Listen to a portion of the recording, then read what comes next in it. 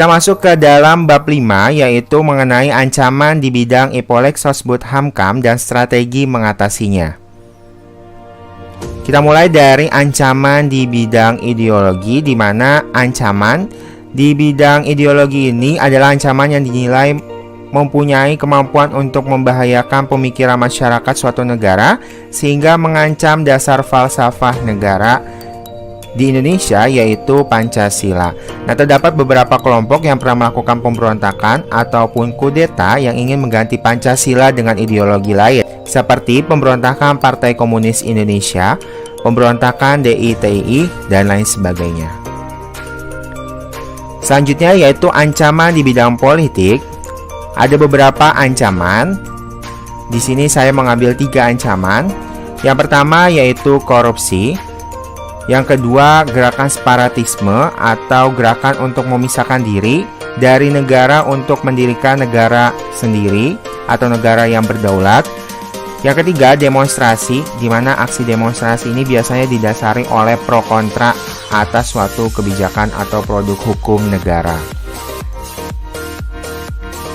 Selanjutnya yaitu ancaman di bidang ekonomi, khususnya yang datangnya dari luar.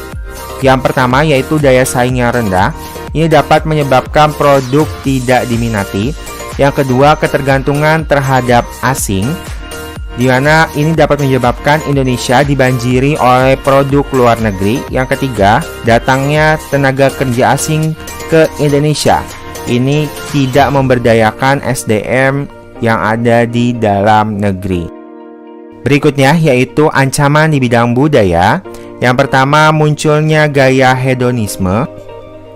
Apa sih hedonisme? Hedonisme ini merupakan pandangan hidup yang menganggap bahwa kesenangan atau kenikmatan materi menjadi tujuan utama. Tidak jarang mereka rela menghabiskan banyak uang hanya untuk gaya hidup yang bermewah-mewahan karena untuk kesenangan pribadi, bahkan dengan cara yang bisa merugikan orang lain. Yang kedua adalah timbul sifat konsumtif. Yang ketiga, gejala westernisasi atau gaya hidup yang kebarat-baratan. Yang keempat, klaim budaya oleh negara lain. Masuk ke dalam ancaman di bidang pertahanan dan keamanan, di mana ada beberapa ancaman yang dapat membahayakan persatuan dan kesatuan bangsa Indonesia, yaitu pertama ada agresi, pelanggaran wilayah, pemberontakan bersenjata, sabotase, dan spionase. Apa itu sabotase? Sabotase merupakan kegiatan pengrusakan terhadap objek-objek vital tertentu yang ada di suatu negara secara terencana dan tersembunyi yang berdampak bagi psikologis suatu bangsa. Sedangkan spionase merupakan kegiatan yang biasanya dilakukan oleh agen rahasia dalam mencari dan mendapatkan rahasia pertahanan negara dari negara lain. Berikutnya ada terorisme, dan yang terakhir ada ancaman keamanan baik di laut maupun di udara.